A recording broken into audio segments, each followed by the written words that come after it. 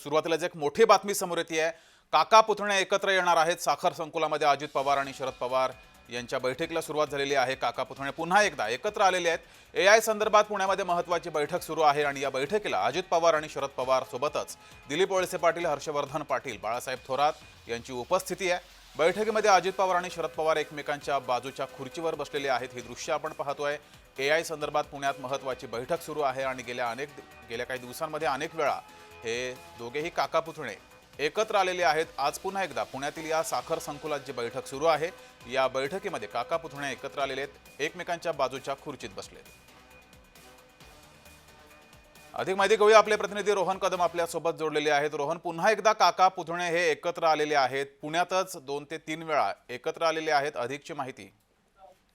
जगदीश, अगदी बरोबर आहे। खरं तर पुण्यातील वसंतदादा शुगर इन्स्टिट्यूटच्या माध्यमातून एआय टेक्नॉलॉजी जी आहे ती सिटीमध्ये आणण्यासाठी प्रयत्न केले जात आहेत आणि यासाठी यापूर्वी देखील 2 बैठका ज्या आहेत त्या पुण्यामध्ये पार पडलेल्या आहेत आणि या दोन्ही बैठकीला देखील काका पुतणे म्हणजे अर्थातच स्वतः शरद पवार आणि अजित पवार जे आहेत ते एकत्रित आलेले पाहायला मिळत होते आणि आज देखील पुण्यातील साखर संकुलमध्ये जी आहे ती ही सगळी बैठक सुरू आहे।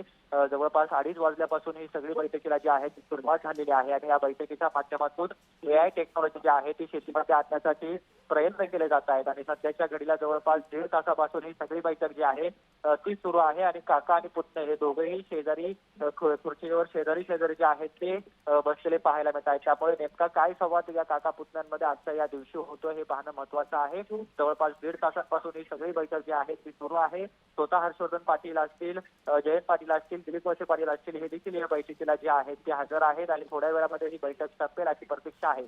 जी मात्र रोहन, गेल्या काही दिवसांपासून दोन्ही राष्ट्रवादी एकत्र येतील अशी चर्चा आहे। आता आपण दृश्यामध्ये पाहतोय पुन्हा एकदा हे काका पुतणे एकत्र आलेले आहेत। चर्चा तर खूप आहे दोन्ही राष्ट्रवादी एकत्र येतील, मात्र दोन्हीकडून इन्कार केला जातोय।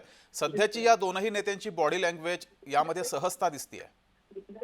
अगदी बरोबर आहे। खरं तर मागील काही वर्षांपासून आपण पाहतोय की अजित पवार आणि शरद पवार ज्यावेळेस वेगळे झालेले होते त्यानंतर ते दोघे कार्यक्रमाला एकत्र तर आले होते, परंतु त्या दोघांचा संवाद जो आहे तो कुठल्याही प्रकारचा त्या ठिकाणी झालेला नव्हता। परंतु सध्या काका पुतण्यांची ज्या भेटी होत आहेत त्या भेटीमध्ये मोठ्या प्रमाणामध्ये दोघांची बातचीत होते, संवाद होतो आणि त्या संवादाच्या माध्यमातून काका आणि पुतण्यांची जवळीक जी आहे ती झालेली आपल्याला पाहायला मिळते आणि आज देखील हे दोघंही शेजारी बसलेले पाहायला मिळतात। शेजारी बसून त्या सगळ्या बैठकीमध्ये जे आहे ते काका आणि पुतण्यांनी हजेरी लावलेली आहे आणि या बैठकीच्या माध्यमातून एआय टेक्नॉलॉजी जी आहे ती शेतीमध्ये आणण्याचा प्रयास केला जातोय। परंतु सगळ्यात महत्त्वाची बाब म्हणजे 2 पवार एकत्र येतील का, 2 राष्ट्रवादी एकत्र येतील का, हा जसा प्रश्न संपूर्ण महाराष्ट्राला पडलेला आहे त्या पद्धतीनेच हे दोघांची जवळीक जी आहे ती सातत्याने वाढते। परंतु या जवळीकीच्या माध्यमातून राजकीय चर्चा काय होते का, कारण शरद पवारांनी यापूर्वी देखील सांगितलेलं होतं की हा निर्णय जो आहे तो सुप्रिया सुळे यांना घ्यायचा आहे, ते आता या निर्णय प्रक्रियेच्या बाहेर आहे। परंतु सध्याच्या घडीला दोघं काका पुतणे जे आहेत ते एकत्र येत आहेत, संवाद साधतायत, परंतु यांच्यामध्ये काही राजकीय चर्चा होते का